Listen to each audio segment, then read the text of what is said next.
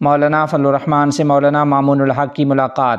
تفصیلات کے مطابق جمعیت علماء اسلام پاکستان کے سربراہ مولانا فضل الرحمان سے بنگلہ دیش خلافت مجلس کے امیر مولانا محمد مامون الحق نے خصوصی ملاقات کی ہے۔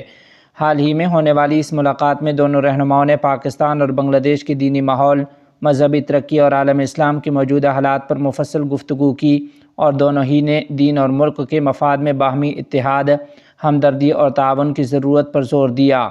خصوصی طور پر مسلم امہ کے حقوق کے تحفظ، عالمی سطح پر اسلامی اقدار کے دفاع اور دعوتی سرگرمیوں میں بہتری کے لیے باہمی روابط کو مضبوط بنانے کے حوالے سے مثبت امید کا اظہار کیا ہے۔